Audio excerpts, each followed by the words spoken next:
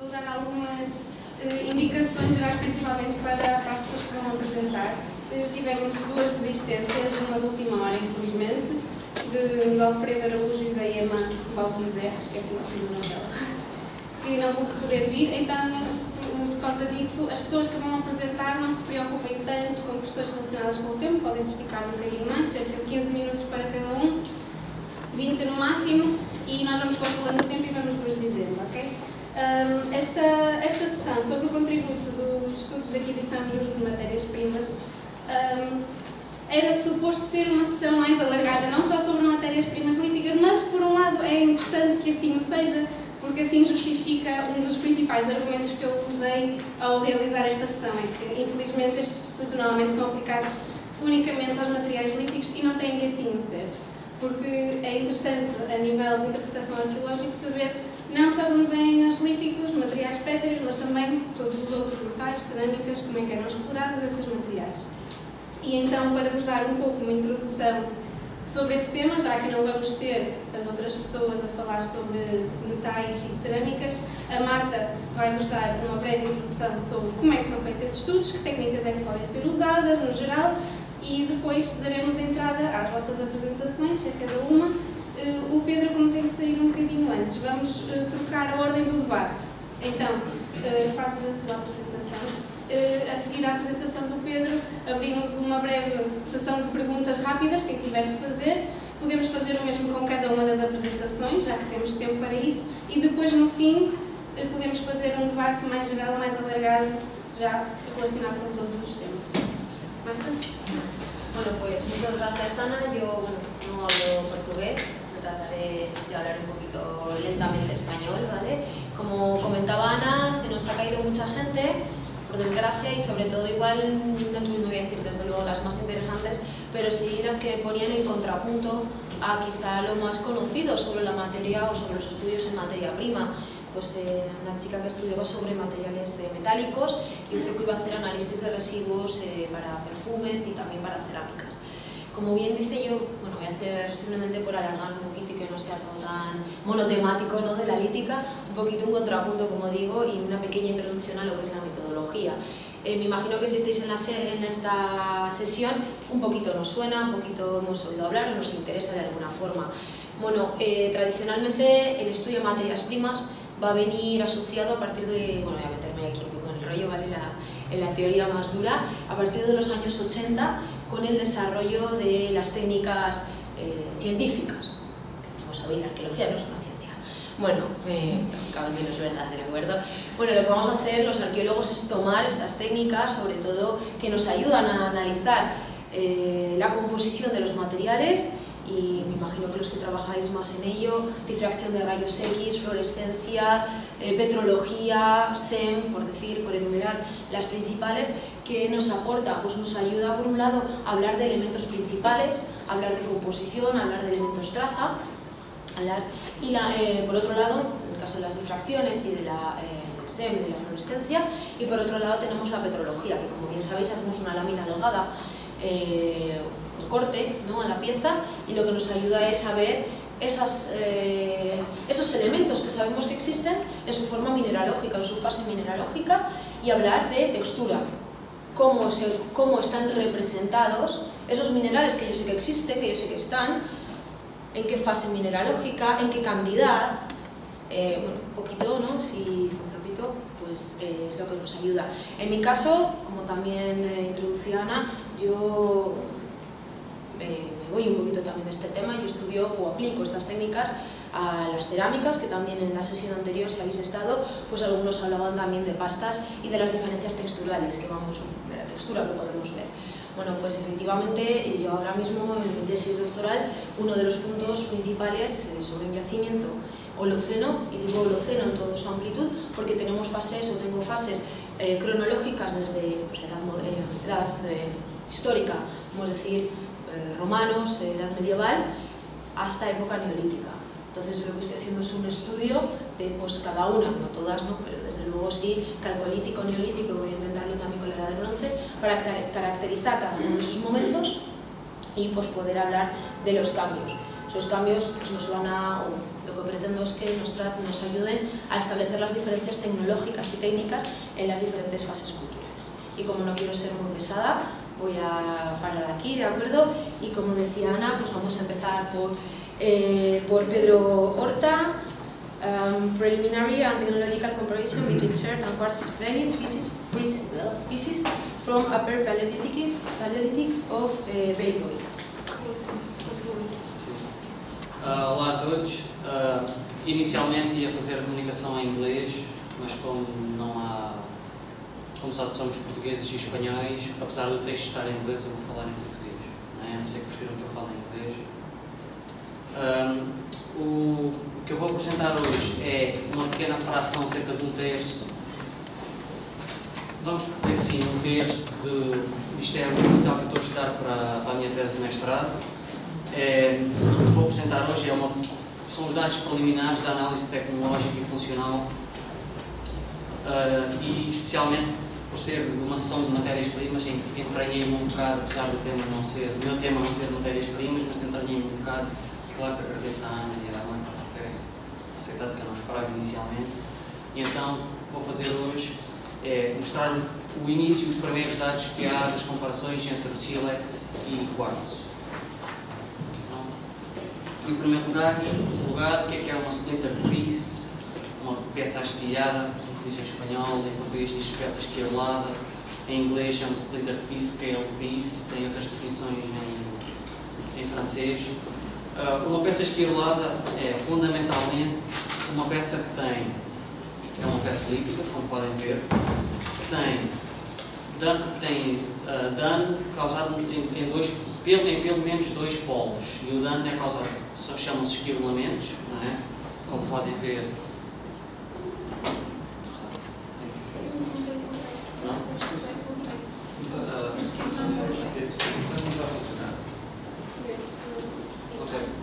Como podem ver, esta parte aqui, isto é um esquirolamento, é o que se chama de esquirolamento.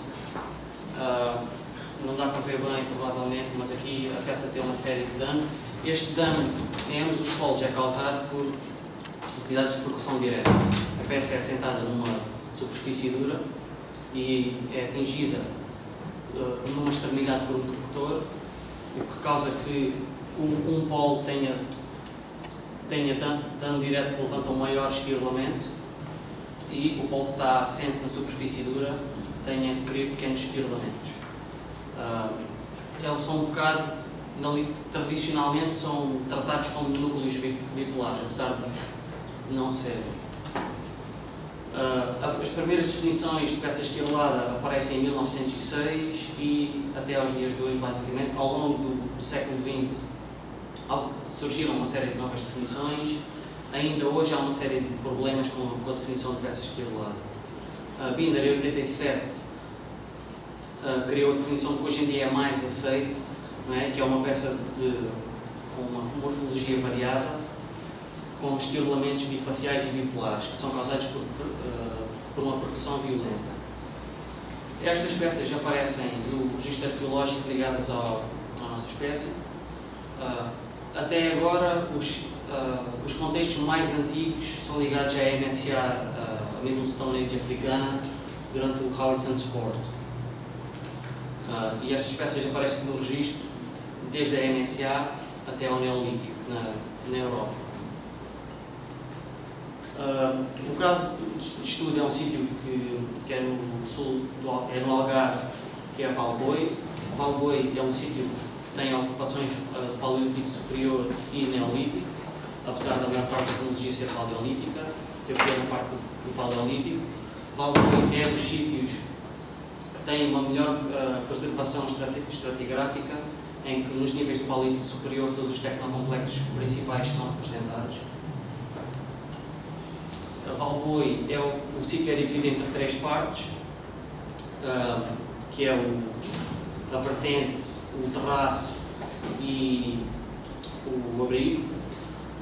O sítio está situado numa espécie de uma vertente de um monte que tem calcários e a dispersão arqueológica a dispersão de vestígios é muito grande. O background geológico do sítio, o sítio é composto por, à superfície, muito quartzo e calcário. Nesta primeira imagem tem as rotas, as supostas rotas, desde o sítio que é aqui até às jazidas de sílex. Em princípio, destas duas jazidas, a maior parte do sílex do sítio teria vindo, no entanto, não impossibilita que venham de outros sítios. O sítio tem localmente tem grauwacke e quartzo, ou seja, em qualquer parte nas proximidades do sítio há. O sílex, estas são as fontes de matéria-prima mais próximas. Em Valboi, porque eu pegar nas peças esquiroladas de Valboi e não de outro sítio? Valboi até agora, pelo menos do meu conhecimento e dos meus orientadores, é o único sítio com cronologia de Paleolítico Superior em Portugal em que estas peças são significativas no registro. Ou seja, na maior parte dos sítios, na Extremadura e outros sítios para o norte, as peças esquiroladas nos níveis Paleolítico Superior representam 0,1, 2 a 3% no máximo das coleções. No caso de Valboi, nas 3 áreas, as peças esquiroladas representam entre 5 a 10%. O contexto, eu peguei numa das 3 áreas que eu falei há bocado, que é a vertente. Na vertente, as peças aparecem junto com o contexto com ossos que foram fragmentados e que têm marcas de impacto. Uma série de centenas, aliás, de igornas em grauwacke que têm marcas de impacto, ou seja, possivelmente talho dipolar, e fragmentos de quartzo termicamente alterados. Ou seja, juntando isto tudo, as peças esquiroladas seriam utilizadas, os ossos seriam fragmentados para o que se chama re-rendering, não é? Os ossos seriam fragmentados com as peças esquiroladas, seriam esmagadas as partes mais moles dos ossos, onde seriam depois aquecidas com água, com núcleos de quartzo, vamos chamar núcleos de quartzo, que depois estilhaçavam, e as peças esquiroladas serviam basicamente para separar algumas partes dos ossos. Também houve uma peça esquirolada que foi encontrada inserida diretamente numa falange de um veado. O que os dados apontam é que as peças esquiroladas seriam para abrir. No caso dos ossos, para a extração de um túmulo. Para isto, eu selecionei uma das áreas, a vertente. Neste momento, o número de peças já analisadas são 138, que representa 100% das peças que há na vertente. A vertente, a vantagem da vertente é que tem todos os tecnocomplexos representados, numa área relativamente, em termos de altura, baixa, cerca de 1 metro. E então, peguei em todas as peças esquiroladas que haviam, todas as cronologias, e procurei uma série de diferenças tecnológicas e funcionais nessas peças. Então, como podem ver aqui, tipo de seleção de suportes, sequências de redução, alterações morfológicas, etc. Aqui tem uma pequena tabela com a apresentação da coleção. Apesar de faltar uma parte, esta foi a parte que usei hoje para esta apresentação e para outros estudos que já tenho publicados, que é a amostra de 138 peças. Há outras peças que vêm dos níveis magdalenenses, mas são muito poucas, e então não faz sentido em termos estatísticos estar a apresentar neste momento, enquanto não houver outros dados. Como podem ver, a maior concentração das peças são nos níveis do grafitense e do sultrense, apesar do próprio sultrense também ter um bom número de peças. Aqui tem uma pequena amostra das várias morfologias, mesmo dentro aqui temos calcedónia, vários tipos de sílex e quartzo. Relativamente a matérias-primas, esta é a distribuição que as matérias-primas têm durante as várias cronologias na vertente. A grande diferença nota-se do grafitense para o sultrense, que se mantém no sultrense. No grafitense, cerca de 60% da exploração que existe de peças esquiroladas é em quartzo, oposta aos restantes cerca de 40% de sílex, enquanto no sultrense os níveis são quase 50-50, deve ser cerca de, eu não me lembro dos dados ao certo, são por volta de 55 a 56% de sílex e o restante de quartzo. O modelense, o número de peças é extremamente reduzido, mas de qualquer maneira achei que devia pôr. Outro dado curioso é que a calcedónia só aparece nos níveis a partir do protosultrense. O protosultrense e o sultrense. No modelense, por enquanto, não há qualquer dado de peças escarlatas em calcedónia. Em termos de dados tecnológicos, de análise tecnológica, as peças esquirladas são achadas em vários tipos de suportes, apesar de há uma série de peças que estão num estado de uso, com um dano tão elevado que impossibilita identificar qualquer tipo de suporte. A maior parte dos suportes são em lasca, há alguns em fragmentos e, no caso de cerca de 3 peças em sílex, são lâminas completas. Relativamente chamei de blank shape, morfologia de bordes em português, não sei como é que chamam em espanhol, a maior parte das peças tem uma morfologia relativamente paralela. Né? Há depois uma série de outras pequenas diferenças entre as várias matérias-primas, mas a maior parte, especialmente em quartzo, têm todas uma morfologia paralela. Outro dos dados interessantes na comparação das duas matérias-primas é no número de plataformas danificadas, ou seja, o conceito original, o conceito aceito neste momento, diz que uma peça esquirolada tem pelo menos 2 lados, 2 polos, 2 plataformas que mostram danos. No caso do Valboi, há algum número de peças que têm apenas um lado, que pode estar ligado com a remoção de um lado para ser sucessivamente utilizado. Neste momento, todas as hipóteses estão em aberto. A maior parte das peças em quartzo, aliás, praticamente todas as peças em quartzo têm apenas 2 plataformas danificadas, enquanto no sílex temos 2, 3 e a 4. Esta é uma grande diferença. Relativamente à extensão dos esquirlamentos do dano nas peças, o sílex mostra os esquirlamentos mais invasivos, enquanto que o quartzo, na maior parte, mostra os esquirlamentos mais marginais. Isto é, dentro da mesma peça, vendo os 2 polos, ou seja, se forem os 2 invasivos, se forem os 2 marginais, ou se um for invasivo e o outro marginal. Como podem ver, no quartzo, a maior parte tem um lado invasivo, com esquirlamentos invasivos, e outro marginal. Relativamente ao tipo de esquirlamentos, outra das partes da definição que é aceita neste momento para a peça esquirolada é que os esquirlamentos têm que ser bifaciais. No caso de Valboi, há peças que têm esquirlamentos unifaciais, que há quem não concorde que sejam peças esquiroladas. Neste momento eu analisei como se fossem peças esquiroladas. Né?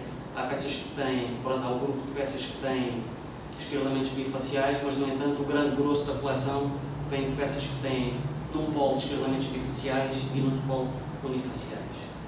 Relativamente ao grau de dano das peças, é um dado qualitativo, é um dos problemas que temos hoje na arqueologia com este tipo de coisas, não há números que nos digam isto tem um dano X ou um dano Y, então juntei uma série de variáveis qualitativas, alto, nível alto, baixo, médio e depois a junção dos vários. Como podem ver, há pequenas diferenças entre as duas matérias-primas. Relativamente eu chamei Edge Delineation, é a forma da plataforma, ou seja, a forma de cada polo. Não é? Juntei uma série de tipos de formas, desde côncava a convexa, irregular, oblíqua, apontada e direito, e a maior parte das peças apresentam formas direitas, apesar de haver uma grande mistura. Neste caso das formas, há pequenas diferenças em números relativamente às diferenças de matérias-primas, como podem ver, por exemplo, aqui na forma côncava, um lado côncavo, outro apontado. No sílex temos 8 peças com isto, enquanto no quartzo tem 2. Há assim uma série de diferenças, mas em geral os números mantêm-se. Os dados preliminares nos mostram é que a maior parte das peças do suporte seriam lascas, Há uma série de fragmentos que não é impossível neste momento identificar o suporte. É uma das partes que é um dos próximos segmentos do trabalho, é de comparar com o resto do sítio que já está muito bem estudado.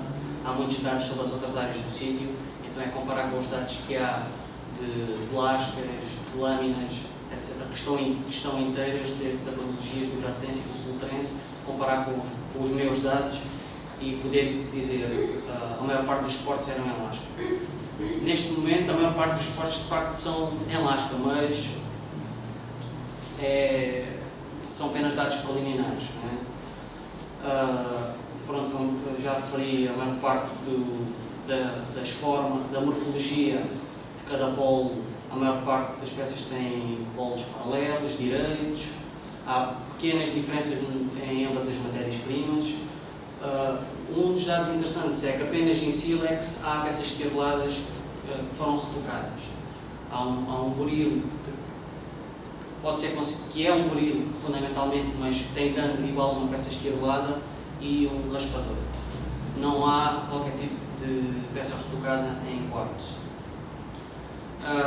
Outro dos dados mais significativos é de facto que as peças em quartzo só têm um ou dois polos danificados, enquanto no sílex vão de 1 a 2 a 3 e até 4. Ambas as matérias-primas mostram uma série de variedade no tipo de esquirolamentos e no nível de dano, ou seja, neste momento não se pode dizer o sílex mostra mais dano do que o quartzo. Neste momento tem que se entrar mais nos dados. E ambas as matérias-primas mostram uma grande variedade de formas. As plataformas são na maior parte direitas, mas as únicas coisas que se podem apontar neste momento é que as peças em quartzo são tendencialmente mais longas do que as peças em sílex. As peças em sílex tentam ser mais quadradas e as peças em quartzo sempre mais retangulares. As conclusões preliminares que existem sobre isto, que eu tiro neste momento sobre isto, historicamente, tradicionalmente, estas peças estão ligadas a dois tipos de atividades. É ao uso com peça intermédia como cunha para trabalhar uma série de matérias duras, como osso, madeiras, asta, etc. Ou como núcleos bipolares para a extração de pequenas quírulas ou de lâminas de pequenas dimensões para ser utilizado como armaduras. Neste momento, o principal uso, apesar de haver uma série de diferenças entre as matérias-primas, para as peças esquiroladas em Alvoio terá sido, não só pelo contexto, mas pelos dados, utilização como peça intermédia e não como núcleo bipolar. A maior parte dos esquirolamentos são extremamente pequenos, estamos a falar de esquirolamentos de 1, 2 até 3 milímetros e, em princípio, não havia qualquer tipo de utilidade de esquírolas com 1, 2 e 3 milímetros. Outra das grandes diferenças, isto relativamente ao número de plataformas com dano, é que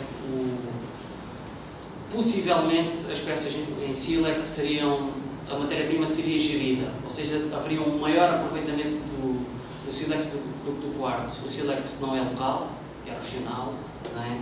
As fontes mais próximas estão a 10, 20, 30 km, enquanto o quartzo há localmente. Isso é uma das hipóteses que neste momento os dados preliminares suportam.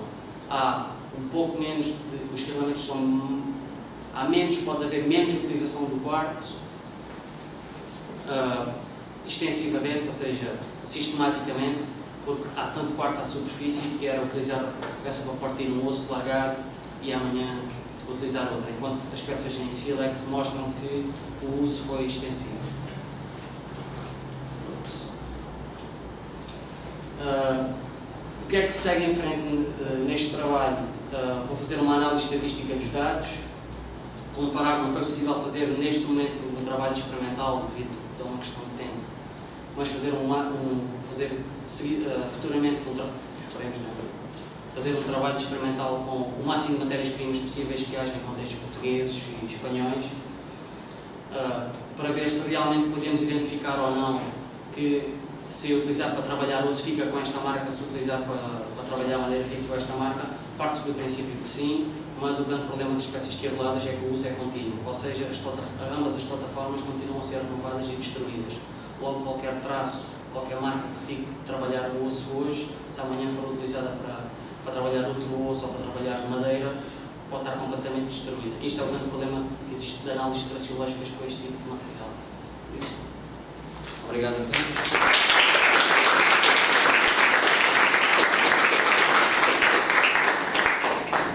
Tiver alguma pergunta para fazer ao Pedro?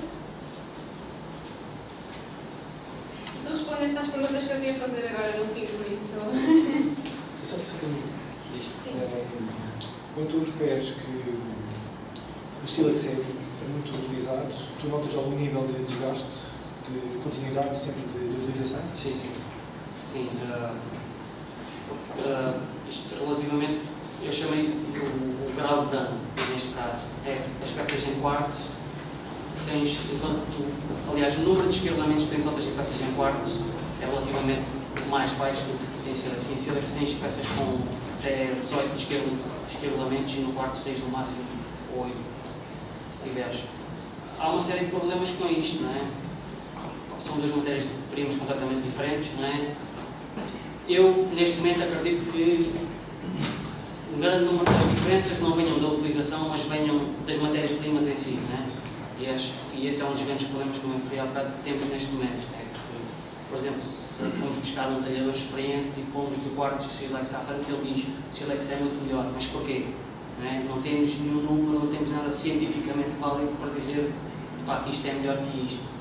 Então, partindo destas suposições. Vale, pues nada, lo primero agradecer a Ana y a Marta la posibilidad de explicaros aquí un poco de qué va el tema del chip paleozoico. Nada, simplemente lo que voy a hacer en esta comunicación es dar una visión muy general de qué es el Cher paleozoico de la cordillera cantábrica, que es un poco el gran desconocido. Tenemos varios estudios en zonas como la cuenca mesozoica de Oviedo, País Vasco, Navarra, son zonas muy conocidas. En cambio, la cordillera cantábrica es un poco donde aparecen una serie de materiales que están desconocidos. Básicamente, la cordillera cantábrica se divide en dos zonas: una zona oriental, más moderna, de edad mesozoica, que está relacionada con las cuencas mesozoicas tanto del Duero como cantábrica, como en la zona de Oviedo. Espera, que no funciona el ratón.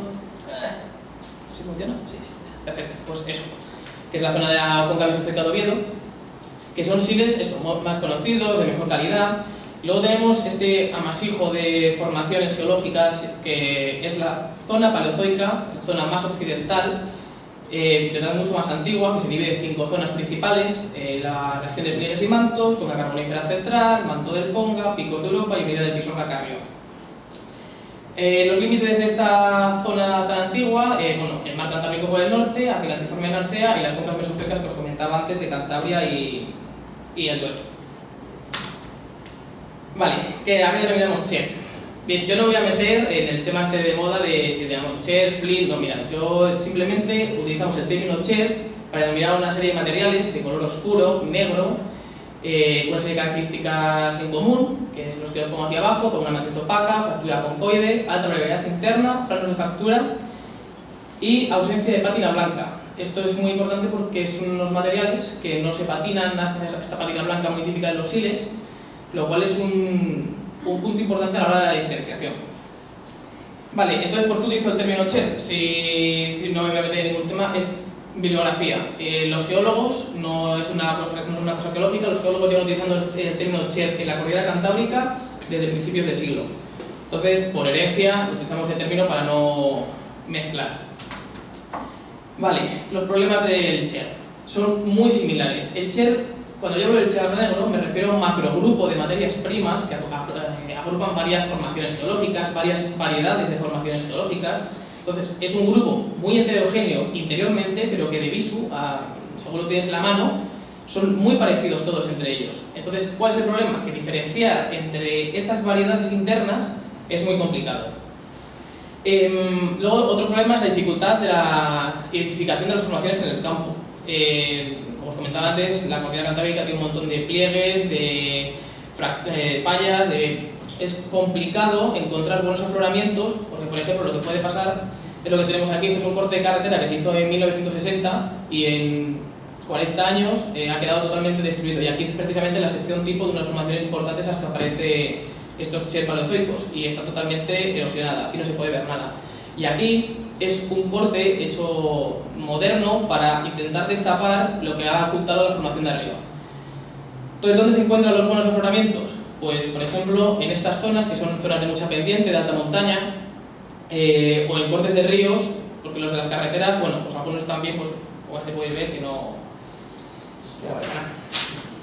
Básicamente. Bueno, otro problema es dentro de esta variabilidad de la nomenclatura, es la variabilidad de la nomenclatura. En dos aspectos. El primero es el nombre de las formaciones.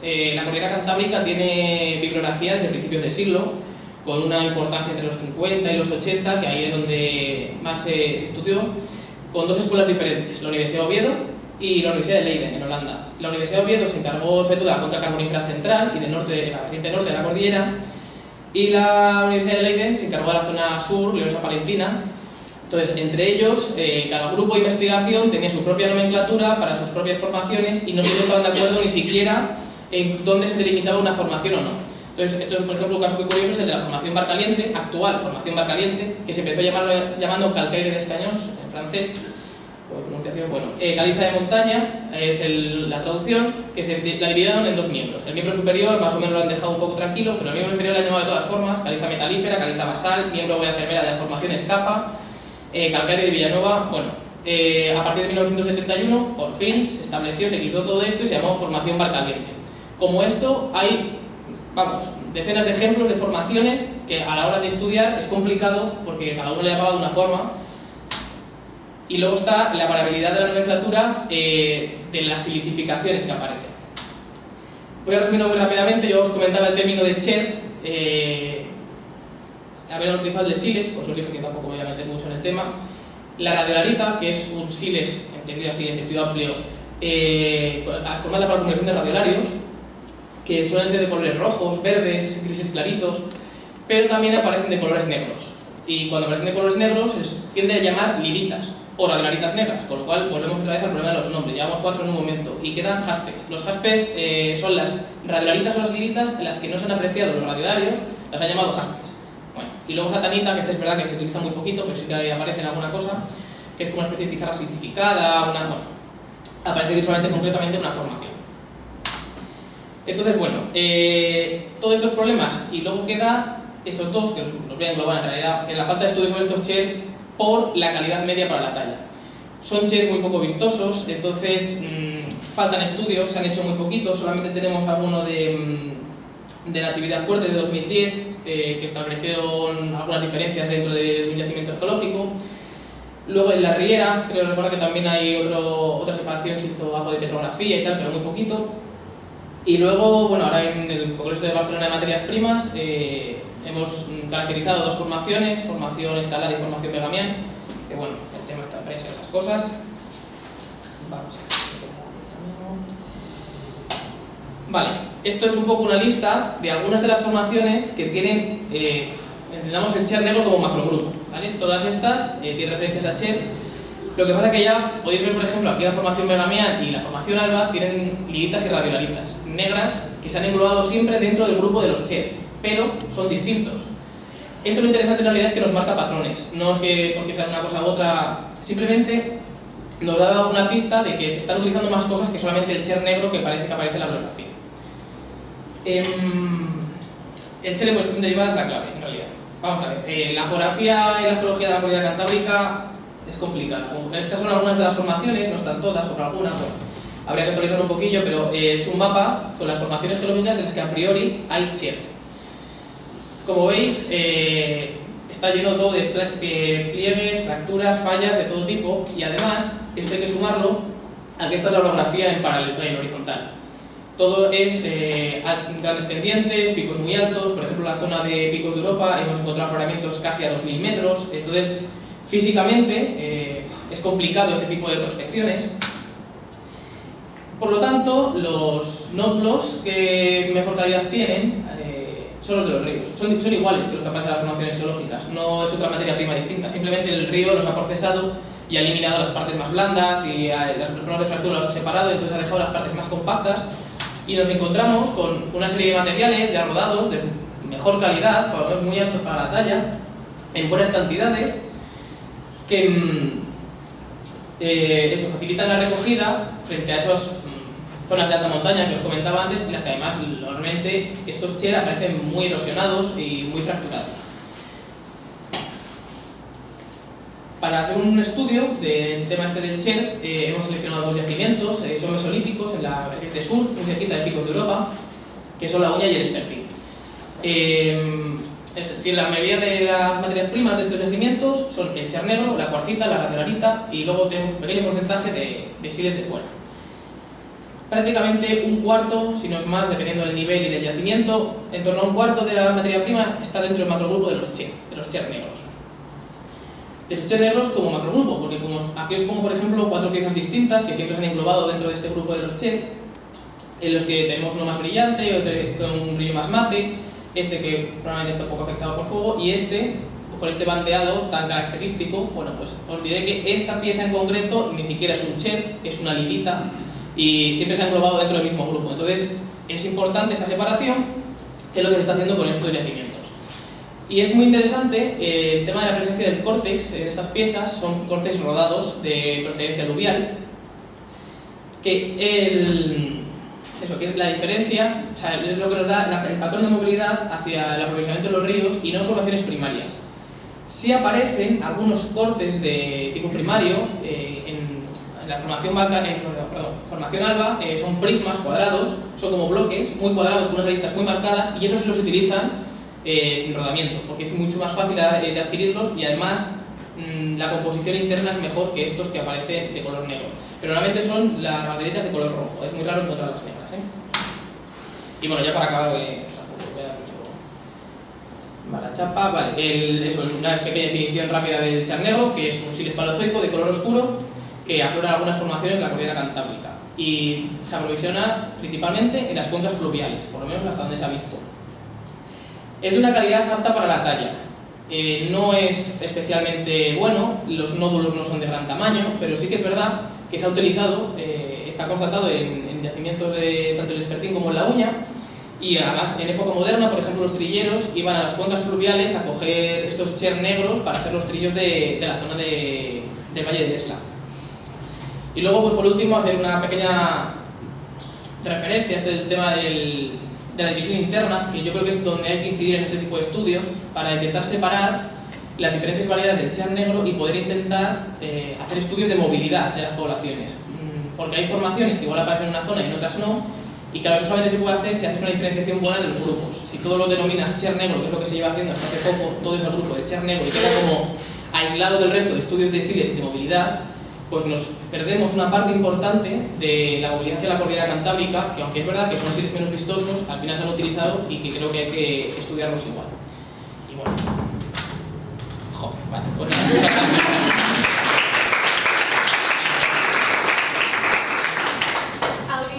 ¿Alguna pregunta? Yo tengo una pregunta, bueno, me ha parecido interesante y gracias por tu respuesta. Quería hacerte una presentación técnica, a ver si te parece que puedes responder.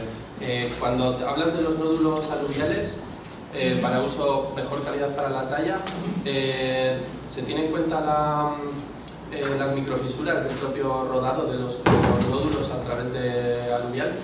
¿O son buenos para la talla precisamente porque no ocurren microfisuras? Son muy compactos, aunque es verdad que tienen muchas fracturas internas, las zonas que no están fracturadas son muy compactas. De hecho, la talla es más difícil que en un siles mesozoico moderno, entendido así, Entonces, sí que es verdad que no siempre puedes prever la fractura.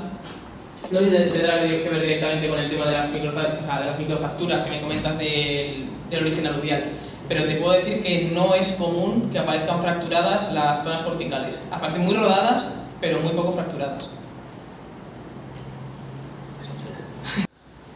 Bueno, muchas gracias Ana y Marta por aceptar esta pequeña charla, en la que me propongo exponer en grandes líneas las técnicas petrográficas aplicadas y otras barajadas para el estudio de la materia prima de los útiles experimentados de filo cortante, y centrándome básicamente en el Cantábrico Central, que son las piezas que estudian.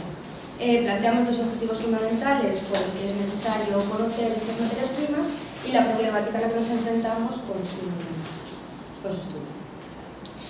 Bueno, todos vosotros seguramente ya sabréis lo que es un útil experimentado, nunca está de más reincidir en la idea. Entonces, bueno, tiene un origen neolítico. En el caso del Cantábrico Central estamos hablando ya de periodos de megalitismo, finales del quinto milenio y sobre todo en todo el cuarto. Y siempre asociados al megalitismo. Es una útil de piedra que tiene la superficie pulida, se compone de dos partes fundamentales, que es el propio útil y el mango, que puede ser recto o en codo. Y además, bueno, principalmente tiene una de sus terminaciones termina hay 5 tipos básicos: las hachas, las azuelas, los cinceles, las láminas de azada y las hachas perforadas.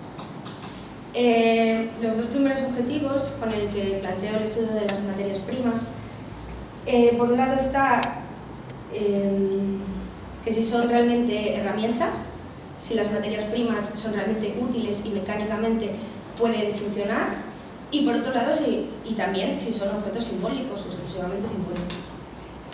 Y el otro punto fuerte por el que nos interesa conocerlo es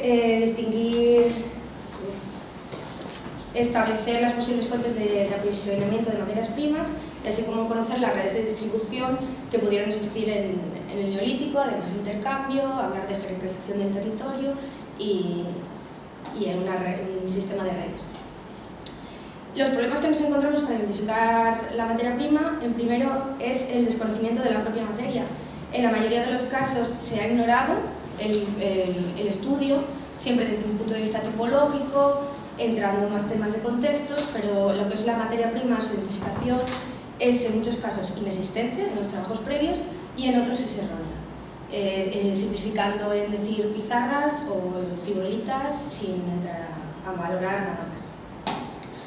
Por otro lado, la dificultad de identificación de visu, ya que nos encontramos con una materia prima muy manipulada, que no tiene nada que ver cómo aparece en la naturaleza a cómo es el útil final. Este es el caso que os traigo desde una silimanita, de como la materia bruta a luego su acabado, que difiere mucho y plantea sus dificultades. Y por último, hacer referencia a todos los procesos postdeposicionales, que pueden ser tanto las precipitaciones de óxidos que se encuentran en el propio terreno, además estamos hablando de terrenos muy ácidos y que afectan mucho a todo el material, las concreciones estalagmíticas, también aparecen muchos de estos materiales asociados a cuevas sepulcrales, con todo lo que ello conlleva, y por último el resto de pátinas y residuos muy variados. Por ejemplo, os traigo un ejemplo muy claro, que se trata de una lámina de azada en la que se pueden observar toda la superficie completamente cubierta por unos hollines que de momento nos ha sido imposible identificar la materia prima en la que está realizada. Distinguimos dos tipos de técnicas, las destructivas y las no destructivas, algo muy a tener en cuenta, porque cuando llegas a un museo y dices que quieres analizar cualquier pieza, pues ya se te echan las manos a la cabeza y te plantean qué locura que pretendes hacer con ese material. Dentro de las técnicas destructivas distinguimos entre la lámina delgada y la difracción de rayos X, y por el otro lado pues el típico clásico estudio de visu, el SEM y la espectrometría. Respecto a la lámina delgada, bueno, decir que por nuestra parte hemos conseguido adaptarla al estudio de este material utilizando y aprovechando las fracturas que ya tienen muchas de las piezas.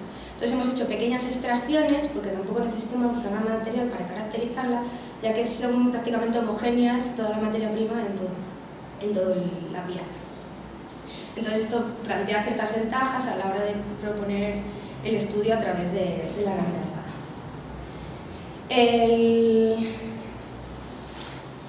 La difracción todavía no la hemos practicado, estamos planteándola en la misma idea, aprovechar todas las piezas que están fracturadas para extraer pequeñas muestras, pulverizarlas y poder realizar los trabajos. Además, la diferenciación es muy interesante porque hay una gran base de datos con la que poder consultar todos los resultados. Frente a estas tenemos las no destructivas. En principio, bueno, el clásico Visu, que como ya he planteado, tiene su dificultad al tratarse de material muy pulido y muy trabajado, pero por otro, si trabajas con una persona que conoce la zona cantábrica, como es el caso, sí que en muchos casos con ellos ya te elimina todas las dudas y como una primera aproximación para luego aplicar el resto de técnicas que están a nuestra disposición es realmente necesario y útil. El SEN, que bueno, yo tengo que reconocer que es el que más me gusta, porque ya no solo que puedes aplicarlo para el análisis químico, sino también que a nivel traceológico ofrece claras ventajas por todo la profundidad de campo, tienes muy buenas imágenes y lo podemos facilitar, como por ejemplo aquí, no sé si se aprecian, estrías y marcas, que es justo el filo, y bueno, diferentes desconchados, que luego es muy interesante para otro tipo de estudios.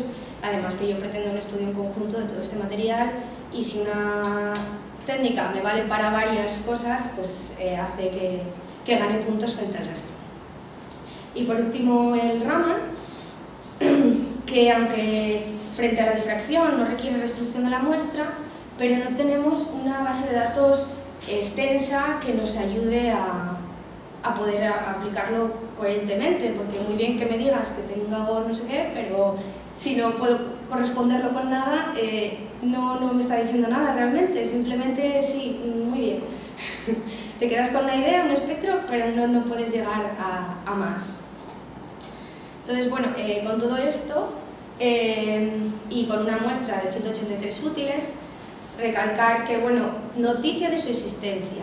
Actualmente, que muchas están desaparecidas, durmiendo el sueño de los injustos en colecciones privadas, aparecieron en un momento, volvieron a desaparecer, y otras que pertenecen, porque yo no he hecho ninguna descripción de limitación cronológica en esta primera aproximación, sino que he cogido todos los útiles pulimentados habidos y por haber. Estamos hablando que en la zona del Cantábrico Central, Asturias-Cantabria, hay unos 230 útiles documentados, de los cuales ya caracterizados los 183, y como primeros resultados podemos ver una homogeneidad en la materia prima, así que por una parte me da a pensar que esa distinción cronológica no es tal, sino que son todo útiles neolíticos reutilizados a lo largo de la historia. Por otro lado, que la materia prima más frecuente es el esquisto, seguida muy de cerca de la silimanita, en el que podemos ver que es más del 70% de la muestra se compone de estas dos materias primas y que son además alóctonas al territorio de estudio. Estamos hablando de unos 200, 300, hasta 500 kilómetros de distancia de las posibles fuentes. Bueno, también hay que entrar a valorar, como decía mi compañero, las fuentes primarias de las secundarias. Bueno, los primeros estudios parecen que siempre son secundarias y cogidas de ríos de los ríos.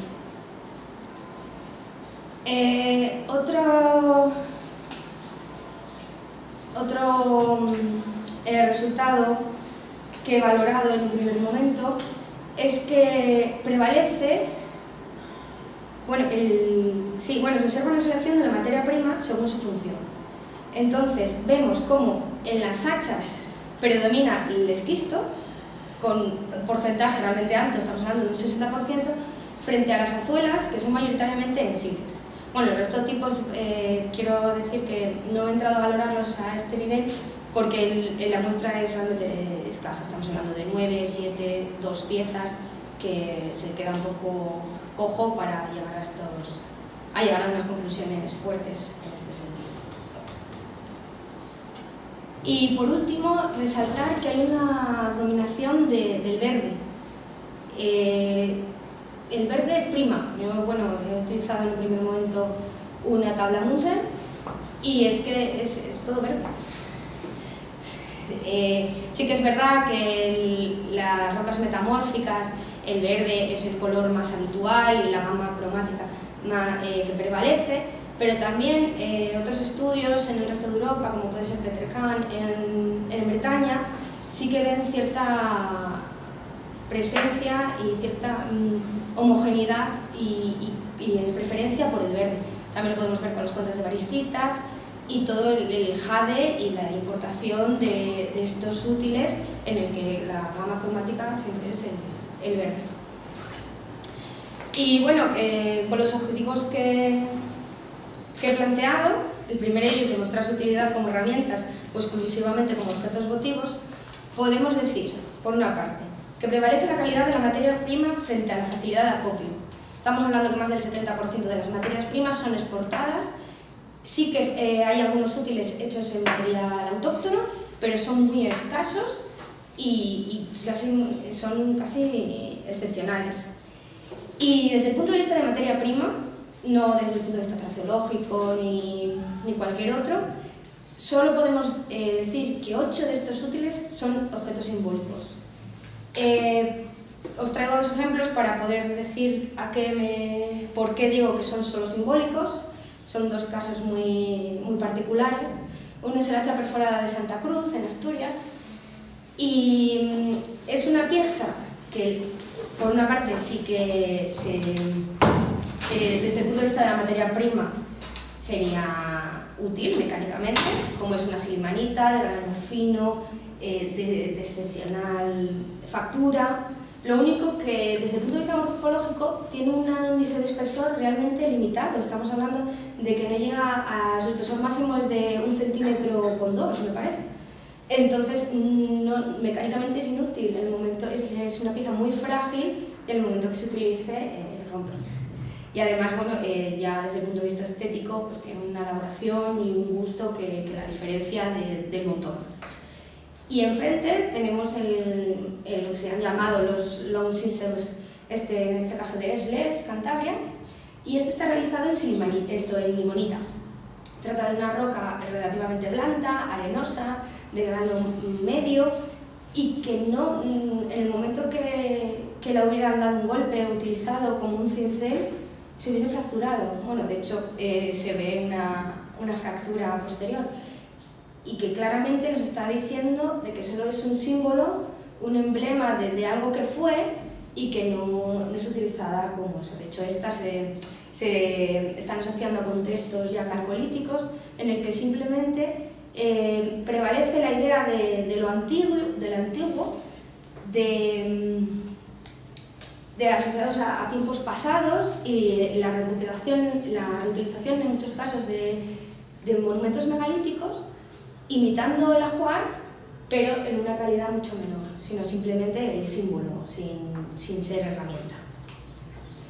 Y respecto al otro objetivo, establecer las posibles fuentes de aprovechamiento de materias primas y conocer si la distribución e intercambio del neolítico, podemos decir que si la materia prima es exógena al territorio que nos ocupa, necesariamente existen canales de distribución entre el afloramiento y el lugar de depósito. Es necesario estudios petrológicos sobre las posibles fuentes de aprovisionamiento, y muchas gracias.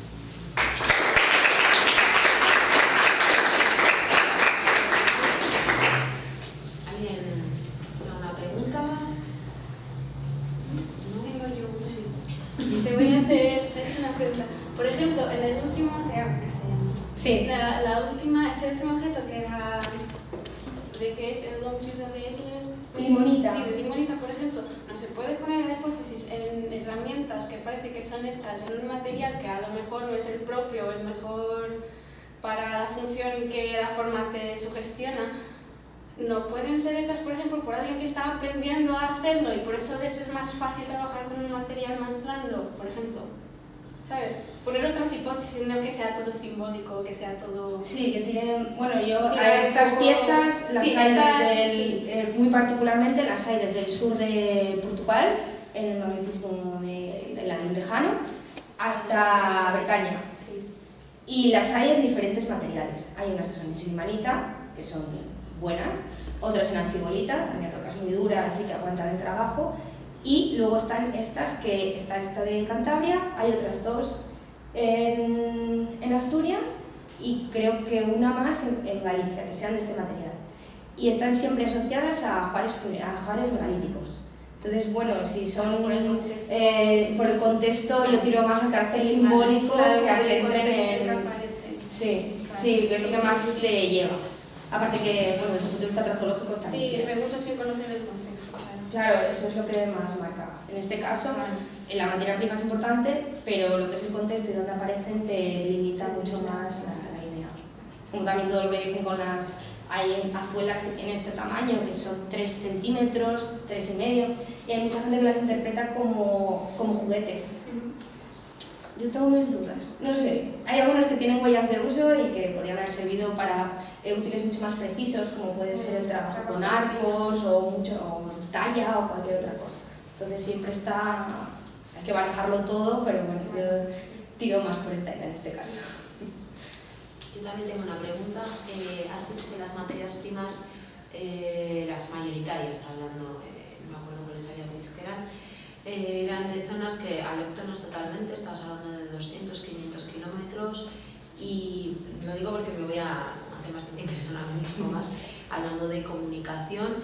No sé si habéis hecho, vais a hacer o tenéis pensado esas zonas en las que sabéis que tenéis afloramientos, vamos a poner en un primer momento primarios, hablando después de los secundarios, si tienen vías de fácil acceso, es decir, están caminos naturales o tienen algún tipo, no sé si lo has hecho, se te ha pasado por la cabeza o... Estamos en ello. Primero hemos caracterizado el material que tenemos aquí para luego intentar buscar las fuentes. El corredor del Cantábrico claramente es básico y está ahí, o sea, no hay más.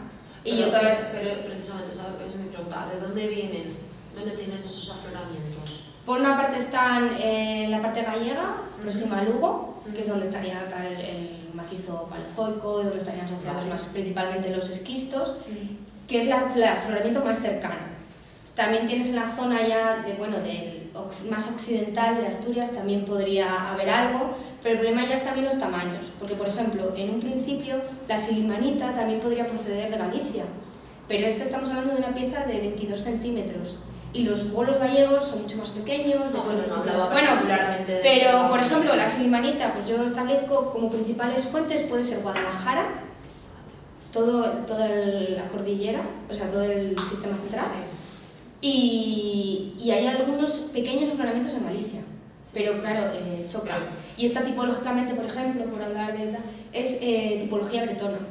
Entonces está hablando de una conexión en todo el arco atlántico que viene tipológicamente es bretona, pero la materia prima procede igual del sistema central. Bueno, pero ahí también podrías hablar de varias comunicaciones. Una cosa es la comunicación de las ideas, otra cosa es el material.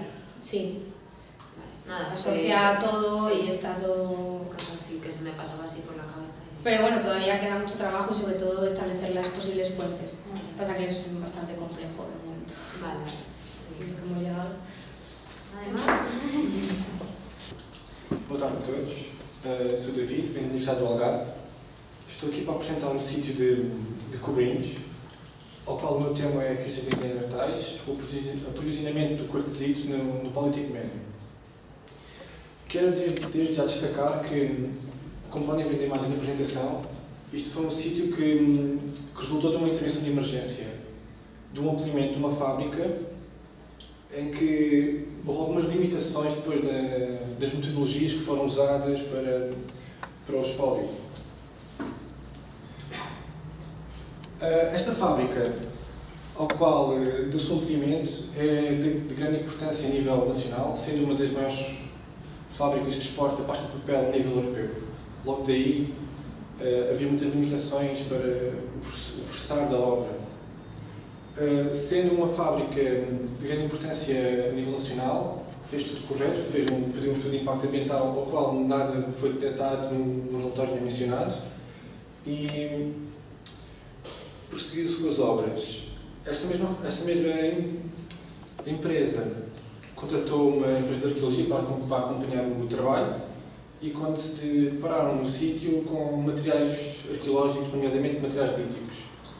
Essa mesma empresa de arqueologia contactou o professor Dr. Telmo Pereira, que é especialista em líticos da Universidade do Algarve, se estaria interessado em intervir neste sítio, avisando logo que ia haver muitas limitações no desenvolver da intervenção. O sítio situa-se no interior de Portugal, O seu período cronológico é de Político Médio, a sua tecnologia é diagnóstico mosteirense e podemos atribuir um intervalo cronológico entre 135 mil anos a 35. Peço a vossa atenção para a situação do Rio Tejo, porque vai haver vários afluentes que depois vão estar na origem do sítio, para perceber o processo geológico. Aqui mostra o sítio, um pormenor da geologia, em que temos essa formação geológica que é a crista quartzítica do Ródão, e temos vários sítios datados do Político Médio também nesta zona. Esta pequena ribeira, que é a ribeira do Enxarrique, é o que eu estou a referir, que vai ser importante para percebermos um pouco o processo geológico deste sítio e o porquê de dizermos este intervalo cronológico. Ou seja,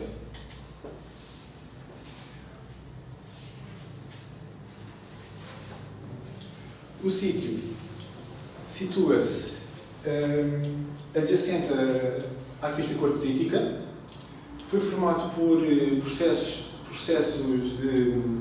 de avalanche, processos geológicos de avalanche, que por si formaram coluviões.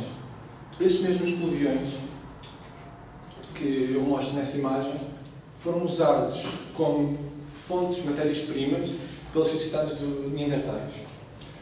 Aqui mostro uma imagem do que é a superfície do sítio.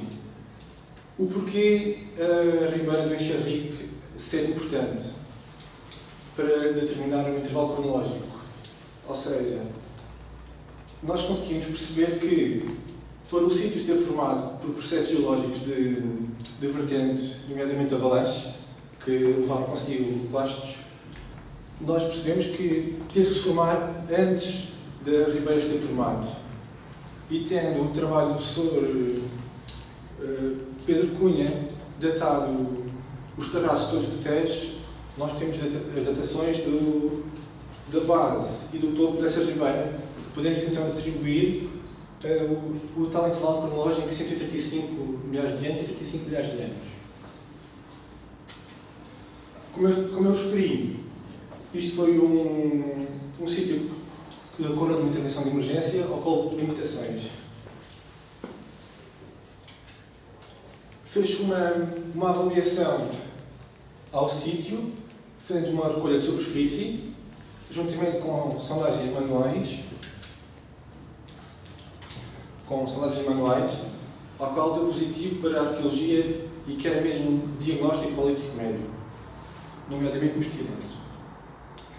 Percebendo a dispersão e a densidade de materiais pela superfície, que ocupava uma área de 1.600 metros quadrados, que é bastante grande, nós queríamos perceber se havia alguma potência a nível estratigráfico, se havia mais períodos ou não. Efetuou-se abriu-se uma vala mecânica para perceber a estratigrafia do sítio, o qual mostrou uma curiosidade muito interessante. Havia apenas este período cronológico, Político Médio mosteirense. Não havia qualquer fauna associada aos materiais arqueológicos líticos, nem cerâmicas, apenas havia material lítico talhado. Numa segunda fase desta intervenção, teve-se que decidir o que fazer. Deixávamos aquele material lá, supostamente poderia ser destruído porque já tinha sido feito um estudo de impacto ambiental, que os relatórios não mencionaram qualquer materiais líticos já à superfície, ou então os arqueólogos neste momento vieram um pouco salvar o sítio. E o que se decidiu foi, já que temos a área bem marcada e distribuída pela quadrícula, então vamos decapar cada quadrícula, que foi o que se fez, sempre com o acompanhamento de um arqueólogo. Cada quadrícula era decapada e posta numa bulldozer, ao qual o arqueólogo estava sempre a acompanhar com uma etiqueta dessa mesma quadrícula que dava ao motorista para depois depositar noutro espaço das imediações. Como podem ver na imagem de fundo, deu-se a formação de vários montes. Cada monte destes tinha uma etiqueta, como já referi, para depois, no processo de crivagem, nós podermos dizer de onde vinham aqueles materiais e poder fazer um estudo. A crivagem, dada a ser 1600 metros quadrados, que fizemos passar por um crivo de 15 minutos, ou seja, foi um trabalho exaustivo, mas concluído. O tempo era sempre um grande limite devido à obra ser estratégica, porque nós não podíamos, tínhamos metas para cumprir, porque senão ia haver empresas que iriam ser prejudicadas porque nós não fizemos o nosso trabalho.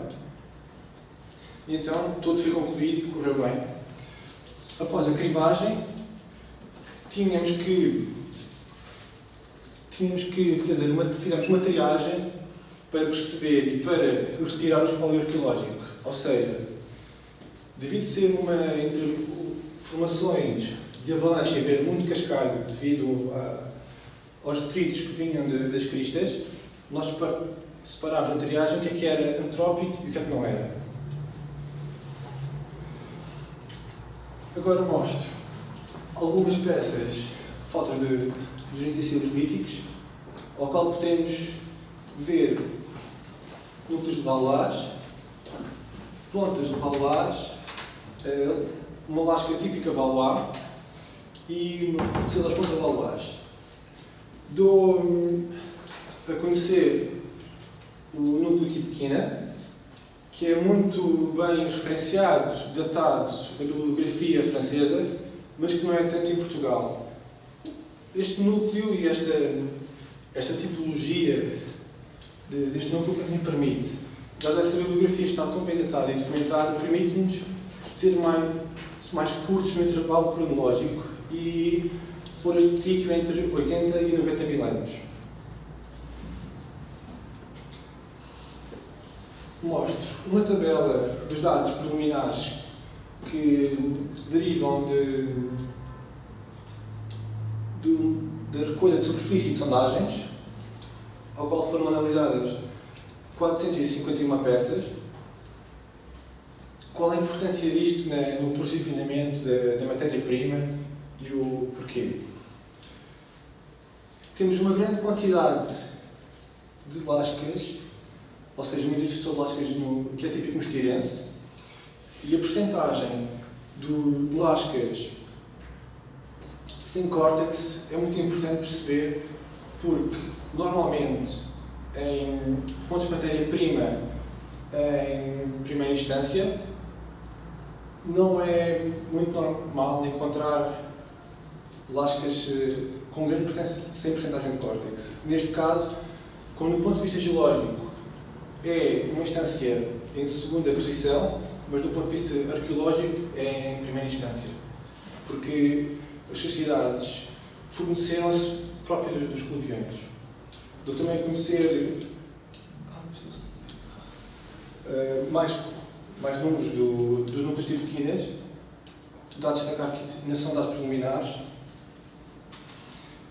A nível tecnológicos, temos, mais uma vez, a indústria mostirense, tipicamente a Valois. Quero também destacar, a nível das lascas retocadas e dos raspadores, eles vão ter que ser novamente analisados. Porquê? Porque, como vocês já perceberam, devido às metodologias que foram utilizadas e também de ser processos geológicos divergentes, nós temos que ver bem se são mesmo retoques, se não são. Daí, temos que analisá-los outra vez. Este é o sítio, estes são os dados, e acho que é tudo.